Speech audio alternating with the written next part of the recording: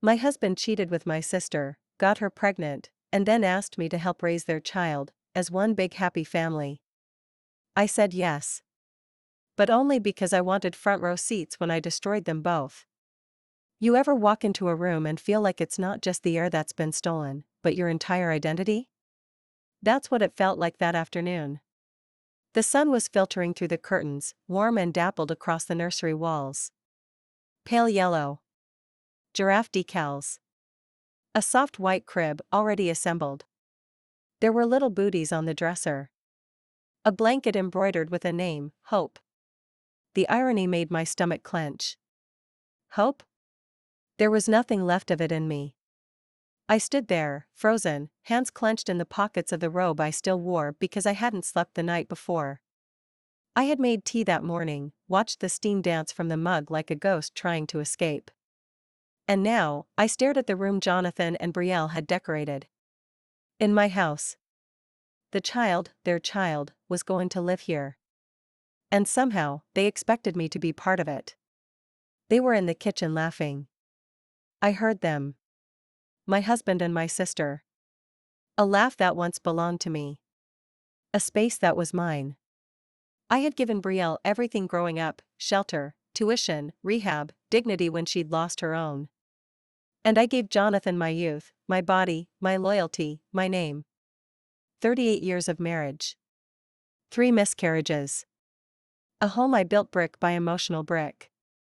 And yet, here I stood, watching a mobile with dangling plush elephants turn slowly above a crib meant to bury me. The day they told me, I didn't cry. I didn't even flinch. It was over brunch. Casual as hell. A family check-in, they said. Brielle wore pink. Jonathan poured mimosas. I thought he was finally going to say he wanted to retire to Spain like we always talked about. But no. It was Brielle who said it. Liv. I'm pregnant. I blinked. That's wonderful, I said, thinking maybe she finally found someone. But Jonathan reached over and placed his hand on hers. And I knew. The nausea hit me like poison curling through my lungs. But I smiled. I even toasted with them. Congratulations, I said, tasting blood at the back of my throat. And then they said it. Like it was some enlightened, modern idea. We thought, since you're already like a second mom to Brielle, and we want this child to grow up in love, maybe we can all raise her together. As a family. As a family. I looked at the two of them. The betrayal was thick, but the stupidity thicker. Did they think I'd simply become their live-in grandmother nanny? The matron who fetches bottles and wipes away the sins they smeared across my life. I should have flipped the table. Should have thrown the mimosa in their faces and walked out. But I didn't. I said yes. I agreed to help raise their baby. Because I had already started planning. Because I knew things they didn't. Because I wasn't going to scream or sob or plead. I was going to wait. Watch. Document. And when the time came, I'd strike with precision. No one saw the storm when the sky looked so clear. But before I left the nursery, I plucked the baby blanket from the dresser. Ran my fingers across the embroidery. Hope. And whispered, wrong name, sweetheart. You should have been called Consequence. If this story pulled at something deep inside you, something you felt but never spoken, please like, share, and subscribe. I want to know. Where are you from, and have you ever trusted the wrong people with your heart? They thought I'd sleepwalk through the betrayal. That I'd fold myself neatly into the corner like an old coat, still useful, just no longer worn. That's what infuriated me the most. Not the cheating. Not even the baby. It was the arrogance. The quiet assumption that after all they'd done, I'd still be here, apron tied, warm bottles in hand, waiting to suit their consequences. They had no idea who I was beneath the softness they'd taken for granted. But they were about to learn. The morning after the brunch, I woke early. Earlier than usual. The house was still. Jonathan had gone out for his walk. He always took the same route, always wore that same hideous gray fleece I never liked. I didn't stop him this time. I let him go. I needed privacy. Because I was making phone calls. Not to friends. Not to therapists. To lawyers. Quiet, sharp ones who specialized in estate divisions, silent investigations, and private guardianship filings. I used a name from my past, my maiden name, Olivia Mercer, so nothing would trace back too quickly. I had already begun severing the roots before the tree even noticed it was dying. Downstairs, I made a pot of coffee. It was quiet, too quiet. But that's how it always is when the storm's still gathering. Brielle wandered in around 10, barefoot, still in my old college sweatshirt. The one she borrowed after rehab and never returned. Her hair was messy in a way she thought made her look youthful. She looked like a parody of innocence. "Morning, sis," she chirped, pouring herself a mug from the pot I had made. No shame. No awkwardness. Just that smug, sugary tone she always used when she thought she'd gotten away with something. I nodded. Sat across from her. "Sleep well?" Like a baby, she smiled, patting her small belly. I almost laughed. Like a baby. Oh, the metaphors were practically writing themselves. She reached across the table and touched my hand. "Liv, I'm really glad we're all in this together. I know it's weird. But you've always been the strong one. The stable one. You keep us grounded." I looked at her hand on mine. Perfect nails. A little chipped polish. No wedding ring, no apology. Just entitlement dressed up as gratitude. And I said, "I'll do whatever's best for the baby." She smiled wide. "That means so much." It was the truth. But what she didn't know was that I would decide what best meant. Not her. Not Jonathan. Me. Later that night, after Jonathan returned and Brielle was napping, I snuck into their shared iPad. He'd left it on the couch. No password. Fool. He never believed in secrets. Not because he was honest, but because he was arrogant enough to think no one would dare look. What I found wasn't just texts. It was years. Voice messages. Photos. Secret trips to Rhode Island.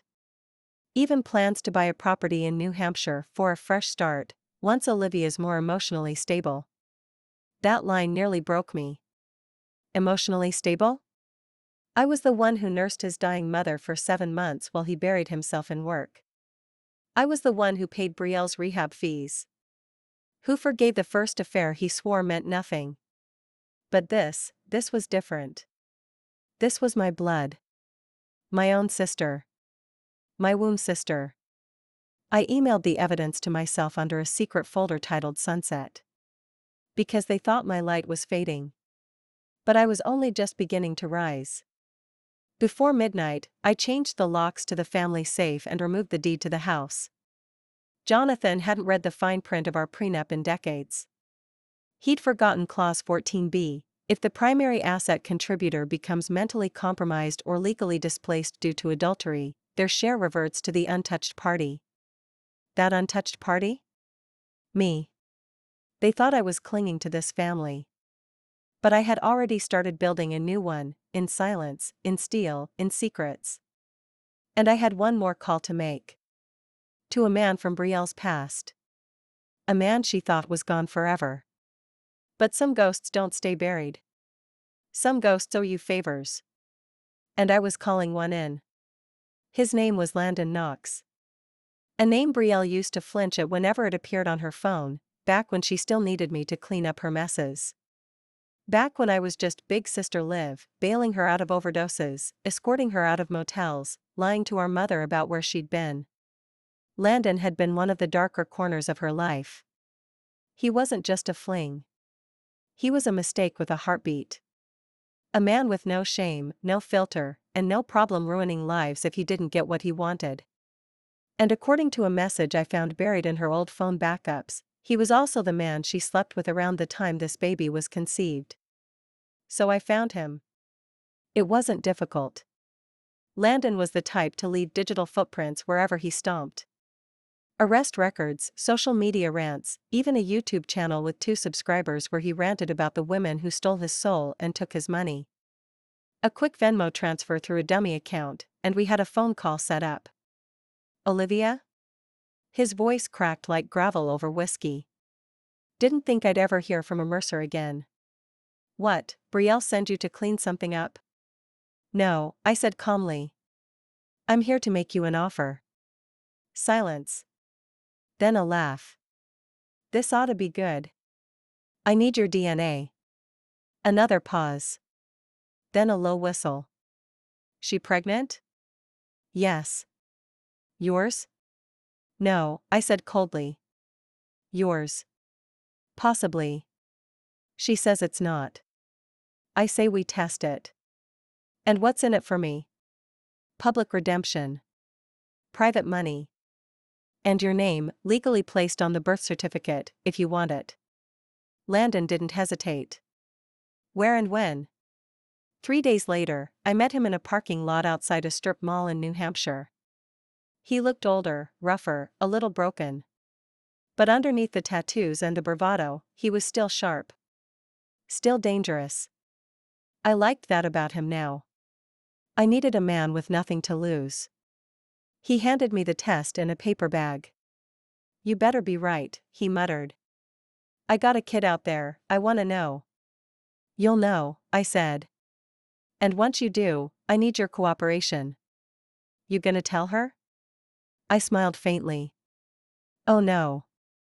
I'm going to let her throw the baby shower first. Decorate the nursery. Name the baby. Maybe even invite me to hold it in the hospital. Then, and only then, she's going to find out the truth, right when the cameras are rolling. He grinned, a little impressed. Damn. Cold. No, I corrected him. Calculated. Back home, I acted as if nothing had changed. I baked Brielle's favorite lemon tart. I rubbed her back when she complained about morning sickness. I even drove her to her first ultrasound and told the technician to put 2 copies of the printout in the envelope, one for the dad, and one for the godmother. She beamed when I said it. Godmother. I wanted to throw up. But I smiled. Because timing is everything. And I was planning the perfect stage. What neither of them knew, what no one knew, was that I had already begun filming small pieces. A documentary, I told them. A family keepsake project. They believed me. Even Jonathan, the architect with his trained eye, never noticed the extra SD cards, the cloud backups, the way my questions always led them to say the worst things when the camera was rolling. I don't think she'd make it without us, Brielle said once on tape, rubbing her belly and sipping from a glass of red wine. She's too old and lonely to be on her own. Jonathan laughed. Yeah, but her money's not. She's got enough to support 3 of us for the next 30 years. She'll be fine. Hell, she'll probably thank us someday. I timestamped it. Labeled it, Delusion, Chapter 3. They thought I was documenting love. But I was building evidence. Landon's DNA test arrived 5 days later. I opened the results alone, lights off, curtains drawn, heart pounding so hard I thought it would shake the pages. 9,987% probability of paternity. Landon was the father. Jonathan wasn't. Which meant everything was about to break. Not for me. For them. And I was going to be the one holding the match when their little paper castle went up in flames.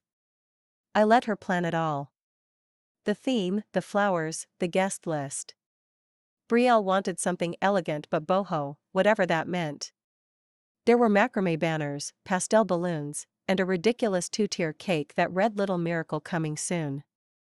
She insisted on hosting it at my house, our house, the one I built with my sweat and silence while Jonathan drew up blueprints and forgot birthdays. I smiled and told her of course. She didn't even realize she was handing me her downfall on a silver platter, right in the dining room where I once celebrated my anniversary. The day of the shower, I wore light blue. It made me look calm, gentle, trustworthy. The perfect doting sister aunt. I made sure to greet every guest like I was the proud matriarch welcoming joy into the home. Meanwhile, my private camera, disguised as a gift bag, recorded everything. And I mean everything. Landon was there. Not officially, of course. He came as the hired bartender. Brielle didn't recognize him at first. He looked cleaner now, more presentable.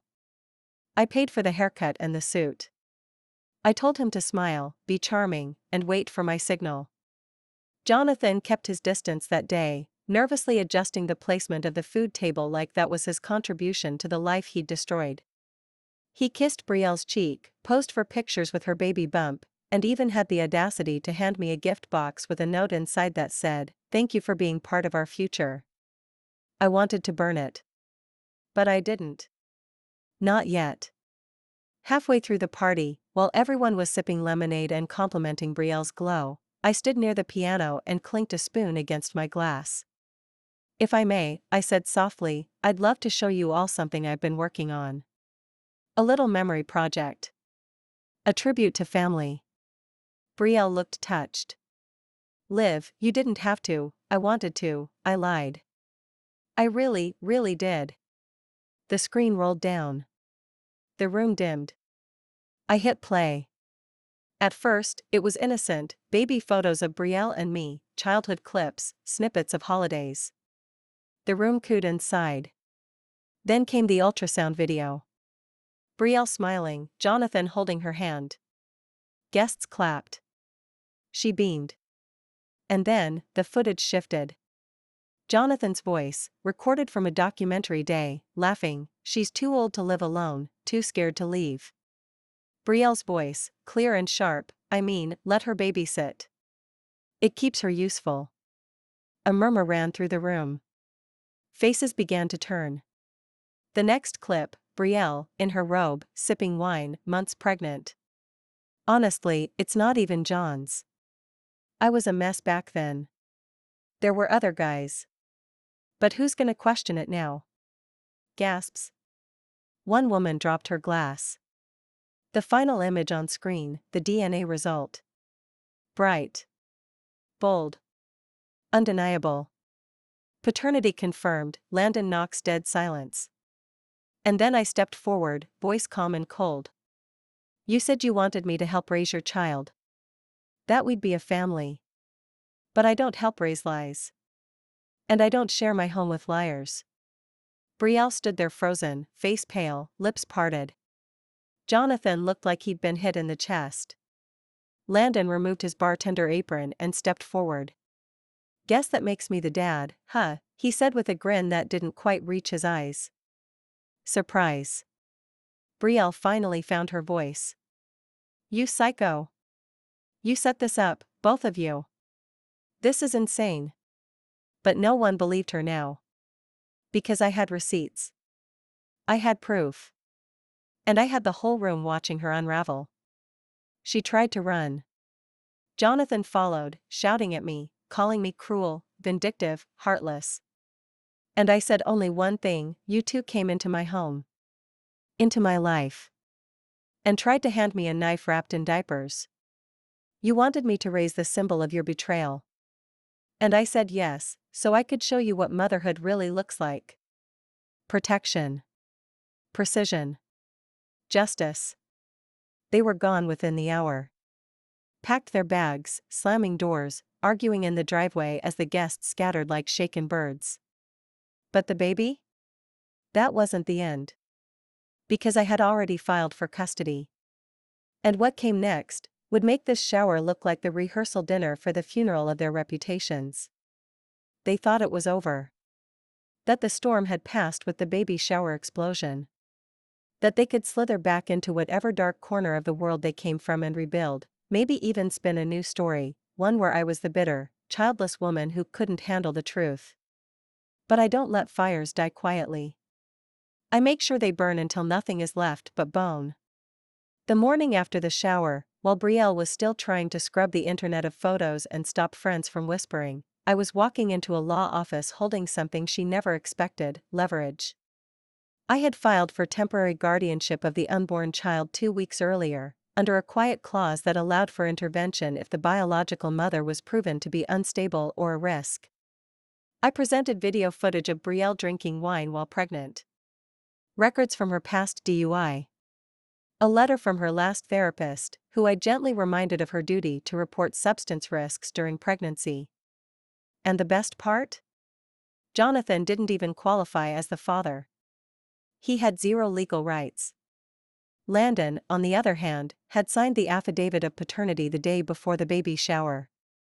With my help. With my lawyer. And with full acknowledgement that I would be listed as the child's legal guardian if Brielle was deemed unfit. I didn't forge anything. I didn't trick anyone. I just played their game better. By Wednesday, the court hearing was scheduled. Urgent. Discreet. Judges don't like scandals, but they love evidence. Brielle showed up in beige. Trying to look soft, broken, maternal. Her hair curled, makeup fresh. She wore a cross necklace like she thought it might save her from herself. Jonathan stood beside her like a bruised statue. Silent.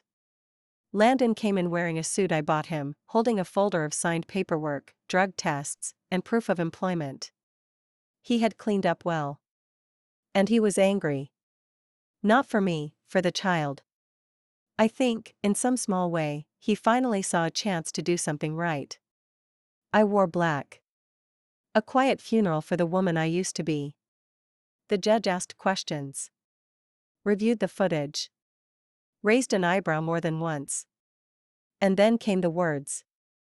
Pending birth, primary physical custody shall be granted to the petitioner, Ms. Olivia Mercer, with Mr. Landon Knox listed as biological father and secondary guardian. Ms. Brielle Mercer is temporarily suspended from custodial privileges pending further review. She screamed. Right there. A howl that echoed down the marble corridors of that courtroom like something primal. This is my child. You can't take her. You evil, bitter bee, the judge pounded the gavel. One more outburst, Ms. Mercer, and you'll be held in contempt. But the damage was done. She lunged at me in the hallway. Clawed at my arm. Jonathan had to pull her back. And that's when I whispered, I'm not taking your baby. I'm saving her, from you. Jonathan didn't look at me. He couldn't. Because in his gut, he knew, he let all of this happen. And I was the only one who did something about it. That night, I sat by the nursery crib. Alone. No crying baby. No soft lullaby. Just the silence of justice echoing through my bones. I looked around at the yellow walls Brielle had decorated. At the tiny socks, the plush toys, the rocking chair. And for the first time in months, I let myself cry. Not because I was broken. But because I was strong enough to feel it and still keep going. This baby would be born into truth. Not illusion. Not betrayal. And as for Brielle and Jonathan? I wasn't done yet. Because the next phase wasn't just about justice. It was about legacy. And I was going to make sure their names never touched mine again. She came into the world on a stormy Thursday night, screaming, red-faced, fists clenched like she already knew what kind of people had tried to claim her. I wasn't in the delivery room. I wasn't even at the hospital. I had instructed Landon to text me the moment she was born, and he did, 3 words that made my whole body shake, she's here. Healthy. Brielle gave birth at a private maternity clinic, the one she had insisted on, for the ambience. She thought she'd deliver with candles, soft music, and Jonathan by her side. But the moment they saw the court order, the nurses changed their tone. Jonathan wasn't on the legal paperwork. Landon was. And I was listed as emergency contact and authorized guardian. So when the baby came out, crying and perfect, they didn't hand her to Brielle. They handed her to Landon. And Landon handed her to me. I arrived 30 minutes later, dressed in navy blue with a folder tucked under my arm, papers confirming guardianship, medical proxies, and a restraining order against Brielle from coming within 100 feet of the child without court approval. The nurse led me to a quiet room. The baby was in a bassinet, wrapped in soft pink, a hospital cap snug around her tiny head. I stood there frozen, staring. This baby, their baby, was now mine. Not by blood. Not by desire. But by design. I picked her up. She stopped crying the moment I touched her. Maybe it was coincidence. Maybe it was destiny. Her name tag read Baby Girl Mercernox. I held her close, and whispered, "You don't know it yet, little one, but you were born into the ashes of betrayal. And from those ashes, I'll build you a future without lies." The hospital was chaos. Brielle found out within the hour. She screamed so violently in her room, they sedated her. Jonathan tried to demand access, threaten legal action. But the staff only pointed to the court documents. He left red-faced and shaking, shouting in the hallway that I'd brainwashed everyone. But no one believed him anymore. I stayed with the baby that night. Slept in a chair beside her. Watched her chest rise and fall. I named her Eden. Because after everything burned, she was my beginning. The media caught wind of the case 2 days later. Someone leaked the footage from the baby shower. It went viral. Headlines screamed, "Wife exposes husband and sister's affair, wins custody of their baby, DNA bombshell, baby not husband's, but ex-gon's sister betrayal turns into custody battle of the year." Brielle's reputation crumbled overnight. The sponsorship she was chasing for her little wellness blog? Gone. Jonathan's name was quietly removed from several architectural boards. Clients backed out. He was now just another middle-aged man with a ruined career and a cheating scandal branded on his forehead. They tried to retaliate. Filed an appeal. Accused me of manipulating the system, using my wealth to steal a child. But the judge saw right through them. Especially after I released video footage of Brielle bragging about tricking John and not being sure who the dad was. Eden came home with me at 10 days old. And in that quiet moment, rocking her under the same ceiling where they plotted to humiliate me, I knew I had done something they never could: love without selfishness. But I wasn't finished. They had taken something from me that no revenge could restore. So I would do what I had always done. Outlast them. Outlive their shame. And turn their mess into something beautiful. Eden would grow up never knowing the darkness she came from. Only the light I built around her. But as for Brielle and Jonathan? They hadn't hit bottom yet. And I was about to hand them the shovel. The thing about people like Brielle and Jonathan, they never believe the floor beneath them can collapse. They think charm, good genes, and half-hearted apologies can patch over any crack. But I didn't want cracks sealed. I wanted the entire foundation ripped apart. I wanted them to stand in the ruins of what they built with their betrayal and realize I had handed them the tools that destroyed it. And so I gave them the shovel. In the form of an email. Subject line: "Congratulations on Eden." Inside, I attached a curated PDF titled, "For Your Legacy." It included every signed legal document, DNA report, therapy transcript, and notarized confession Landon had agreed to provide. I even included a printout of the trust fund Jonathan had unknowingly transferred into a shared account, an account now entirely in Eden's name, with me as sole trustee. They had joked about using me for my money. Now it belonged to a child they could never touch. Brielle responded first. Subject: "You evil fucking," which the body of the email was too long to quote, but you can imagine, sputtered blame, victim theatrics, veiled threats. I didn't reply.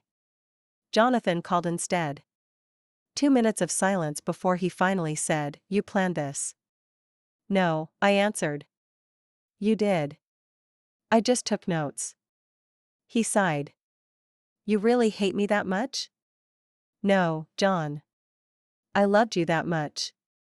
That's why this hurts you. You know you don't deserve even an ounce of what I gave you." He didn't respond. Just hung up. But they weren't the only ones who received my file. I sent copies to every client Jonathan had left, investors, collaborators, even the preservation board where he once held a seat. I didn't lie. I didn't embellish. I simply gave them the truth, framed with the elegance they'd always praised me for. By week's end, Jonathan's firm had removed his name from all ongoing projects. Brielle, in desperation, posted a long healing video online, crying and blaming years of trauma for her mistakes. The comments were brutal. No one bought it. She cheated with her sister's husband and drank during pregnancy? This woman's a danger, not a victim. She's lucky Liv didn't bury them both. I sat with Eden in my lap, watching the video quietly. Her tiny fingers curled around mine as if to say, "You did good." But this wasn't about revenge anymore. It was about removal. Erasure. I wanted to wipe them from my life like dust from glass. I wanted them to be remembered not as villains, but as forgotten. So I updated my will. Left everything to Eden. Requested my last name be legally restored to Mercer, and Eden's with it. Cut every tie, every link. But I wasn't cold. No, I left them with one final gift. A copy of Eden's hospital photo. Framed. Inscribed with 3 words, "You chose this." I mailed it without a return address. They would never see her in person again. Never hear her laugh. Never get the chance to explain why they destroyed the woman who once would have forgiven them for anything. And that, more than court orders or online humiliation, would be the punishment that lasted. Because some ghosts don't scream. They just live well. And I intended to become the quietest, most graceful ghost they'd ever regret. They thought they'd buried me under lies and silence. They thought my arms would never hold Eden beyond hospital walls. But on her first birthday, I invited every single person who mattered, the family friends who once whispered about me behind my back, the neighbors who saw Jonathan sneaking out, even the handful of clients who stayed loyal to me through the scandal. Everyone came. I transformed the backyard into a garden of light, white lanterns hung from trees, fairy lights twinkling in the twilight, and a cake that looked like it was made by angels. Eden wore a tiny crown and a dress I had sewn with my own hands, each stitch a symbol of strength and hope. But this wasn't just a birthday party. It was my stage. Halfway through, I asked for everyone's attention. The music softened, conversations quieted. I stood and held Eden close, her small fingers wrapped tightly around mine, grounding me. "This year has been a journey none of us expected," I began. A journey through betrayal, heartbreak, and loss. But also a journey of truth, justice, and rebirth. I clicked a remote. The screen lit up with a slideshow, photos of the past year, moments of Eden growing stronger, happier. Then, the images shifted. They were candid shots I'd secretly taken, Brielle stumbling drunk in the street, Jonathan's failed attempts to cover up scandalous texts, a voicemail where Brielle begged me to stop exposing her. Gasps spread through the crowd. Whispers rippled like waves. I smiled softly. I once believed family meant unconditional love. But sometimes, family means fighting the hardest battles, with those you thought you could trust the most. Then I held up a framed photo, Eden's newborn picture, embossed with the DNA results and court documents beside it. "This child," I said, "was born into fire, but she will grow in peace. And I promise to protect her from the past she didn't choose." Jonathan's face flushed red. Brielle looked away, tears streaming down her face. The last slide was a simple message: "Some betrayals break us. Others make us unstoppable." The applause was thunderous. And I knew, the reckoning was complete. The dust had settled, the echoes of Eden's first birthday still ringing in my ears. For the first time in years, I could breathe without the weight of betrayal suffocating me. But freedom doesn't come easy, not after your world has been shattered by those you trusted most. I was determined to rebuild, not just for me, but for Eden. She deserved a life free from the shadows her birth had cast. I sold the house Jonathan and Brielle once shared, cutting loose every memory tied to their deceit. The proceeds funded a small cottage on the outskirts of town, a peaceful sanctuary where Eden could grow up surrounded by love, not lies. I painted the walls soft lavender, hung her artwork on the fridge, and filled the shelves with stories of hope and strength. Every morning, I watched Eden learn to walk, her laughter healing wounds I thought would never close. And every night, I wrote in my journal, a chronicle of survival, a testament that even in the darkest moments, there is light. But even as I built this new life, I knew the past wasn't finished with me. Jonathan and Brielle's attempts to regain control hadn't stopped. Lawyers sent letters, rumors whispered in town, but I was ready. I had allies now, and a fire that no betrayal could extinguish. One evening, a knock came at my door. It was Landon, holding a bundle, a small package tied with a ribbon. Inside was a handmade quilt, each patch a symbol of resilience. "For Eden," he said quietly. "From those who believe in her future." Tears blurred my vision as I wrapped Eden in the quilt. The child who had been born of lies was now wrapped in love. The war was far from over. But this time I was fighting on my own terms. Just when I thought the nightmare was behind me, the past crept back in like a shadow refusing to fade. One late evening, as Eden slept peacefully wrapped in her quilt, I received a call that unsettled me to my core. It was an unfamiliar number, and the voice on the other end was cold, measured. "Olivia Mercer," the man said. "You think you've won, but you've only begun to pay for what you took." The line went dead before I could respond, leaving behind a silence heavier than any word. I knew immediately it was Jonathan, or someone loyal to him, desperate to reclaim control, to destroy everything I'd built. I shared the call with Landon, whose hardened eyes darkened with worry. We weren't just fighting memories, we were fighting a war that would test the very limits of my strength. The next days were a whirlwind of mysterious letters, whispered threats in the grocery store, and strange cars parked outside my cottage. But I refused to be intimidated. Every threat only strengthened my resolve to protect Eden and expose the truth. Together, Landon and I began gathering evidence, financial records showing Jonathan's illegal dealings, proof of Brielle's relapse hidden from the courts, and recorded threats that I submitted to the police. The battle lines were drawn not just in courtrooms but in every corner of our lives. But for the first time I wasn't alone. I had allies. I had a cause. And I had a daughter to fight for. The weight of that threatening call settled deep in my bones like a poison I couldn't shake. It wasn't just words, they were a promise, a shadow stretching long over everything I'd worked so hard to build. Jonathan wasn't done. Neither was Brielle. Their desperation made them dangerous, and I had no illusions about what they might try next. I spent that night wide awake, watching Eden sleep in her crib, her tiny chest rising and falling in steady rhythm. Her innocence was my fortress, but the world outside was anything but safe.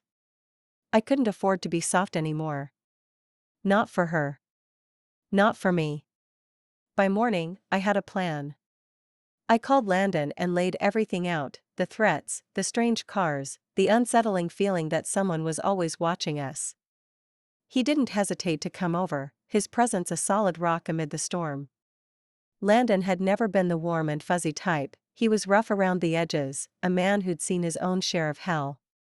But when it came to Eden and me, he was fiercely protective, like a lion guarding his pride. Together, we set up security cameras around the cottage, motion lights, and an alarm system. We changed locks, installed a peephole camera at the door, and even got a guard dog, an enormous German shepherd named Titan who, despite his size, had a gentle heart that seemed to understand the fragility of our little family. During the days, I worked tirelessly, sorting through paperwork, gathering evidence against Jonathan and Brielle's attempts to sabotage me. Bank records showed Jonathan had secretly drained funds from joint accounts just weeks before Eden's birth. Brielle had lied to her parole officer about attending counseling and was hiding a relapse. I compiled everything meticulously, sending copies to my lawyer and the police. If they wanted a war, they'd get one, by the book. But the emotional toll was heavier than any legal battle. I couldn't forget how deeply the betrayal had cut. Every time I looked at Eden's face, I felt the ache of what she didn't deserve, the taint of lies and deception she was born into. And yet, every smile from her tiny lips, every giggle that bubbled from her belly, was a balm that soothed those wounds just enough to keep me fighting. One afternoon, Landon and I sat in the living room, poring over documents. I glanced up at him, feeling the exhaustion press down on me like a storm cloud ready to break. His eyes met mine, and for a moment, the walls between us crumbled. "We're in this together," he said quietly. "No matter what comes." That simple statement felt like a lifeline. For the first time since all this began, I didn't feel alone. But the shadows weren't done with us. Late that night, I heard the crunch of gravel outside. Peering through the window, I spotted two figures lurking near the driveway, faces obscured by hats and scarves. My heart slammed against my ribs. I grabbed my phone, ready to call the police, but the figures disappeared before I could unlock the door. The next morning, a brick smashed the front window. A message was taped to it: "You can't hide forever." Fear gripped me for a moment, but I forced it down. This wasn't just a fight for custody anymore. This was a battle for our lives. I called the police immediately, filing a report, but I knew law enforcement could only do so much. This was personal. This was war. The next few weeks blurred into a tense vigil. I barely slept, always checking on Eden. Landon stayed close, often sleeping on the couch, watching over us both. I hired a private investigator to track the origins of the threats, and slowly, the pieces began to come together. Jonathan had brought in shady characters from his past, people who thrived on intimidation and fear. Brielle's attempts to regain control were fueled by dangerous alliances. They were sinking deeper into a dark world, and I was the beacon they wanted to extinguish. But I wasn't about to let them win. One night, as Eden slept in my arms, I made a promise. No matter what storms came, no matter the darkness ahead, I would protect her. I would fight with every fiber of my being. Because she was not just a child born of betrayal, she was my daughter. My hope. My future. And I would be the light that guided us through the shadows. The nights grew colder, the shadows longer, and the web of lies spun tighter around us. Jonathan and Brielle's desperation wasn't just loud, it was cunning. Every move they made was calculated to break me down, to isolate me from friends, allies, even myself. But I refused to be a victim again. I was a mother now, a warrior, and this war was far from over. It started with small things: missing mail, strange calls at odd hours, whispers behind closed doors. Then the threats escalated. My car was keyed, my tire slashed. Someone hacked my email, sending fake messages to my contacts trying to ruin my reputation. The police investigations were frustratingly slow, bogged down by bureaucracy and lack of evidence. But I had Landon, and he had a knack for digging where others gave up. Together, we uncovered a secret loan Jonathan had taken out under a false name to fund a hidden business venture overseas, money that should have been part of our shared assets. Brielle had been hiding cash from rehab jobs, funneling it to shadowy figures with ties to local gangs. It was no longer just a custody battle. It was a fight against a criminal enterprise wrapped in the guise of family. The hardest part was watching Eden grow up with pieces of this storm shadowing her innocence. She didn't understand why strangers' faces would appear on my phone or why the doorbell sometimes rang late at night. But her resilience was inspiring. She smiled through tears, learned to trust again, and became my reason to keep fighting. One afternoon, I sat down with my lawyer and mapped out our next legal strike. We would expose Jonathan and Brielle's illicit activities in court, using the evidence Landon and I had painstakingly gathered. It was risky, dangerous, but necessary. The truth had to come out, no matter the cost. As I prepared for what would be the biggest hearing yet, I looked at Eden playing in the backyard, her laughter pure and untainted. For her, I would dismantle their empire of lies brick by brick. And when the final verdict came, it wouldn't just be justice. It would be redemption.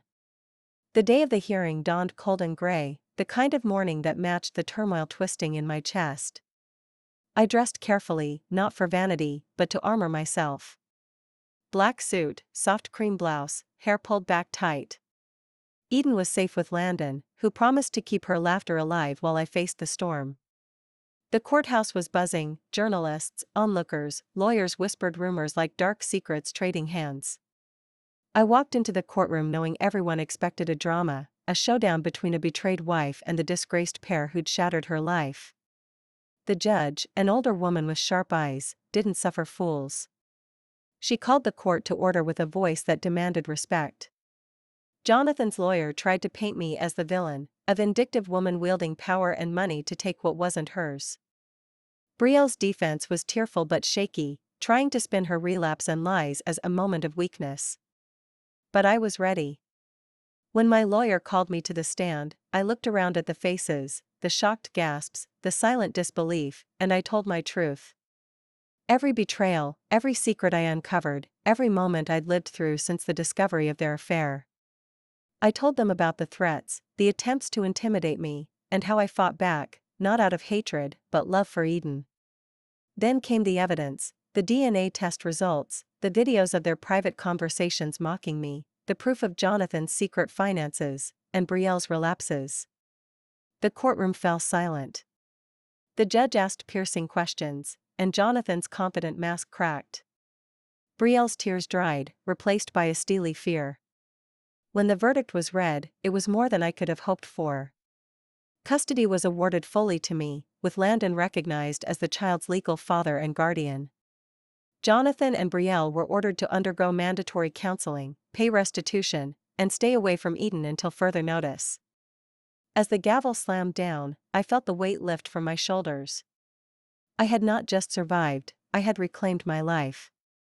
Outside the courthouse, cameras flashed, but I only had eyes for Eden's smiling face, waiting for me with Landon by her side.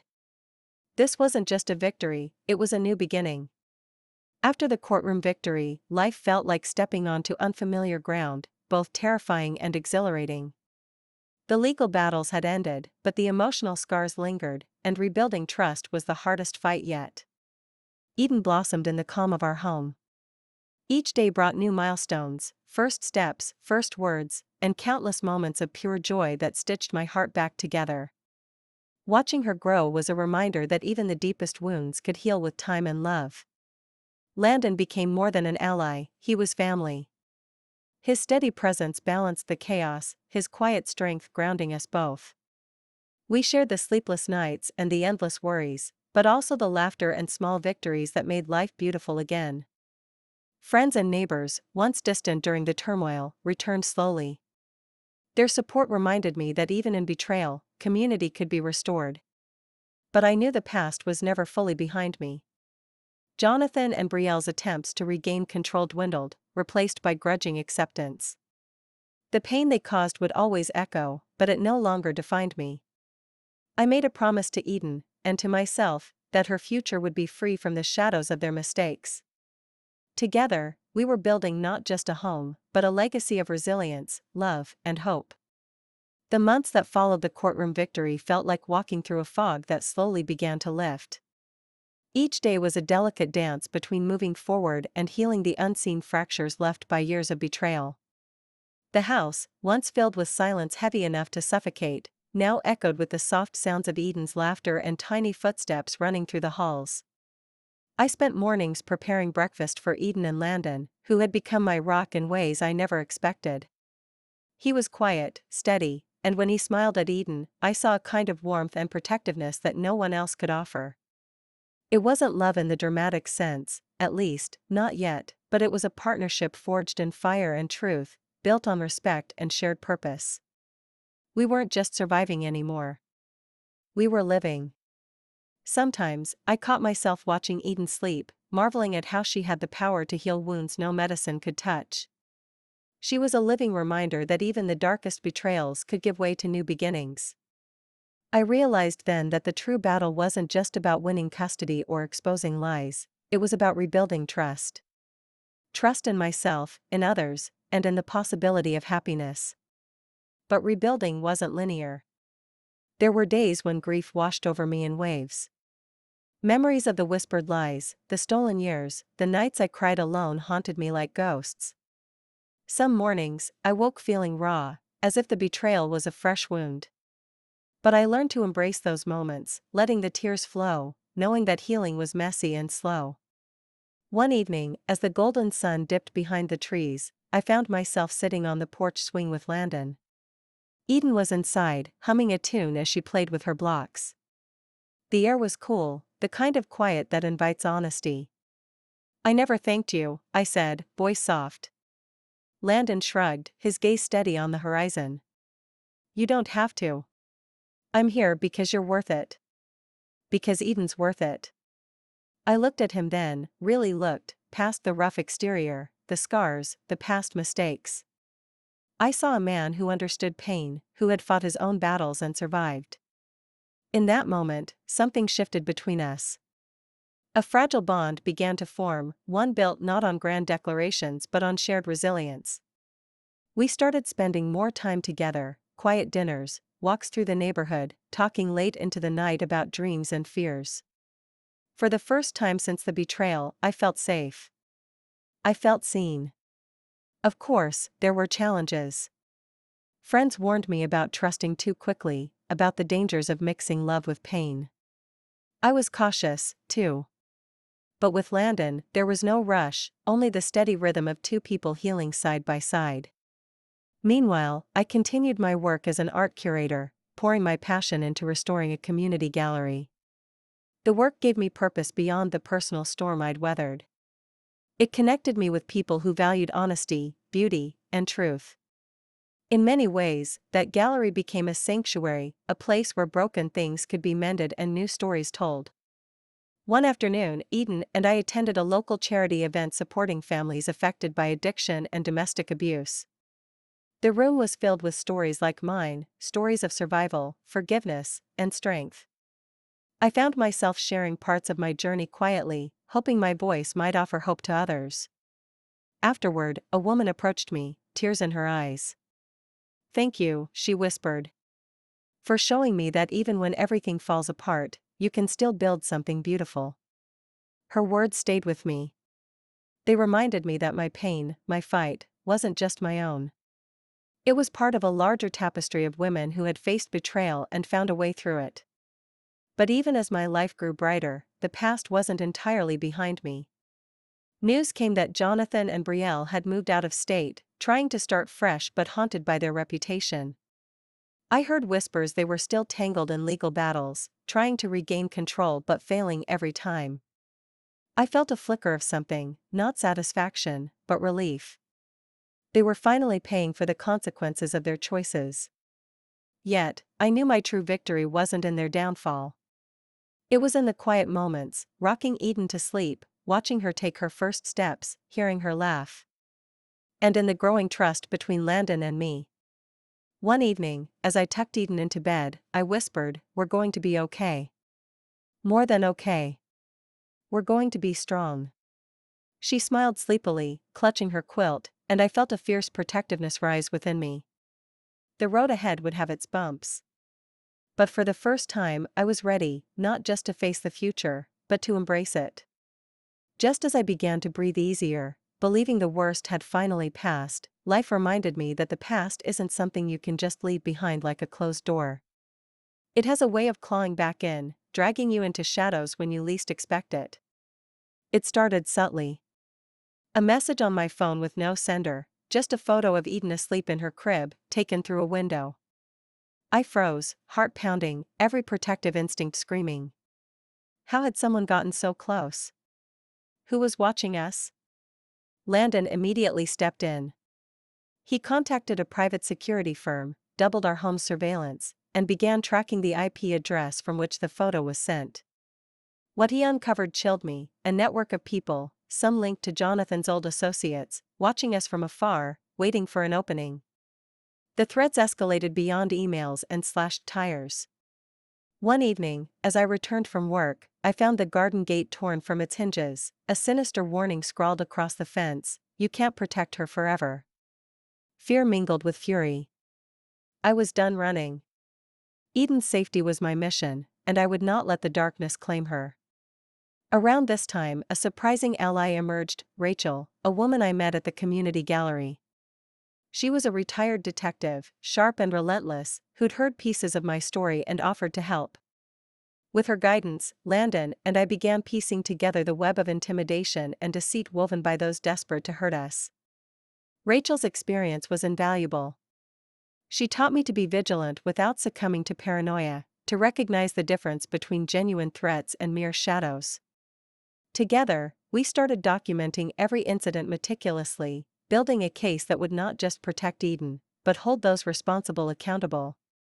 One night, after a particularly tense day of legal meetings and security upgrades, I found myself sitting on the porch swing, the stars twinkling overhead. Landon joined me quietly, his presence comforting in the stillness. "We're stronger than they think," he said softly, eyes fixed on the horizon. I nodded. "We have to be. For Eden." That resolve gave me strength, but also clarity. The fight wasn't just about winning custody or silencing threats anymore, it was about reclaiming peace for my family. And that meant confronting not only those who hurt us but the lingering fear inside me. With Rachel's help, I filed for restraining orders, and we set up a safe house protocol in case things escalated.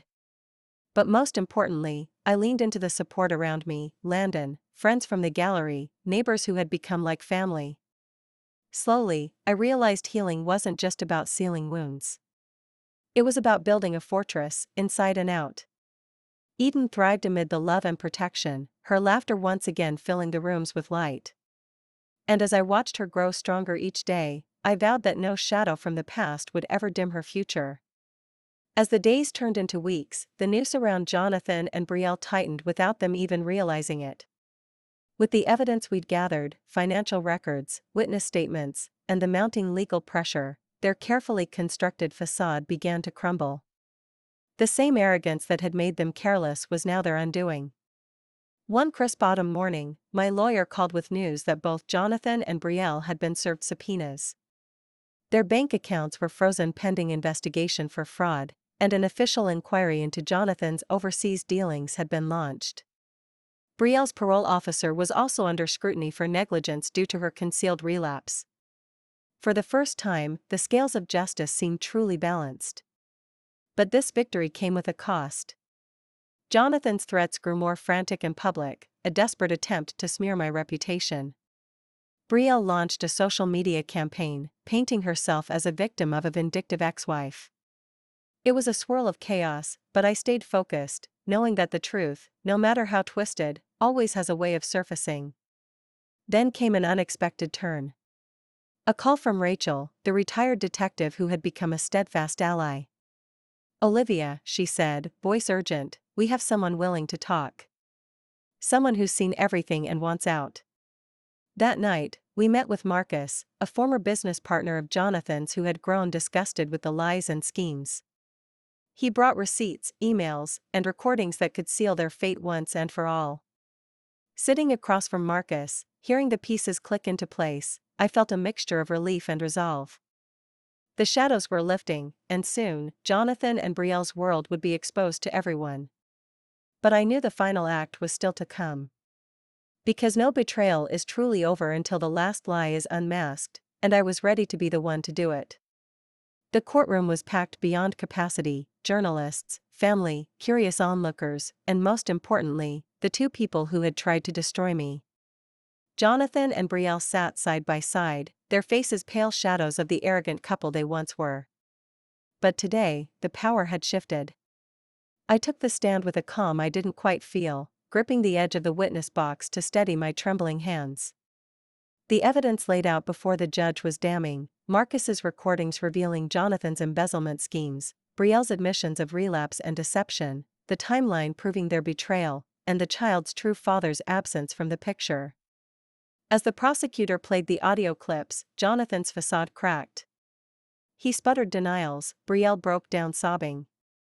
I watched them both unravel, the years of lies dissolving into dust. My heart, though heavy with the past, felt a quiet triumph. When the judge pronounced the final verdict, permanent custody awarded to me and Landon, criminal charges pending for Jonathan and Brielle, the courtroom erupted in murmurs. Justice was served. But the greatest victory came afterward.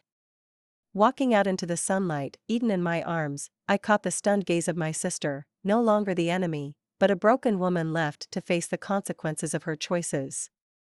I whispered softly to Eden, "This is your new beginning." And for the first time in years, I truly believed it. The days after the verdict were surreal. Jonathan and Brielle were gone, their names now whispered with pity or scorn, depending on who you asked. The courtroom battles had ended, but the emotional journey was far from over. I spent long evenings reflecting on everything, the pain, the betrayal, and the unexpected strength I had found within myself. More than anything, I thought about Eden, the bright light who had changed my life forever. She deserved a world free of bitterness and shadow. Slowly, I began opening my heart to forgiveness, not for them, but for myself. Forgiveness was not forgetting or excusing, it was releasing the hold the past had on my soul. I realized it was the final step toward true healing. Landon and I grew closer, sharing dreams and building a family founded on trust and love. The gallery flourished, and I found purpose in helping others find beauty and hope amid hardship.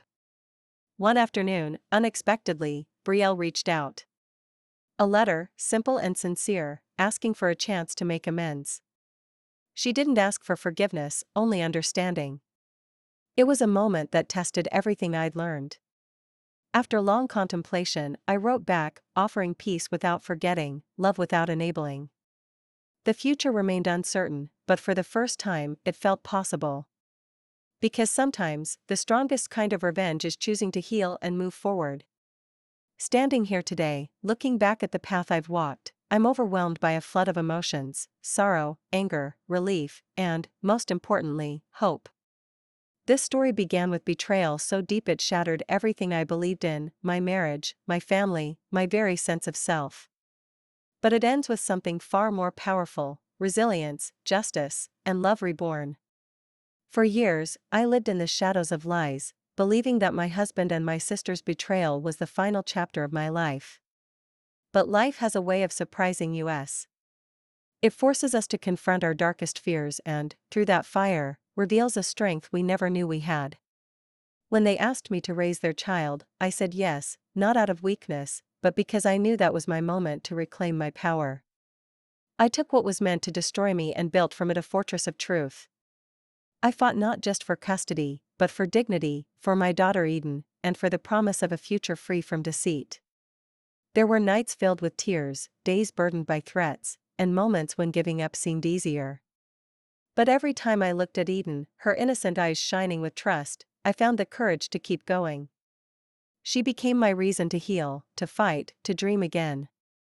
Along this journey, I found unexpected allies, like Landon, whose steady presence reminded me that family isn't just who betrays you, but who stands by you.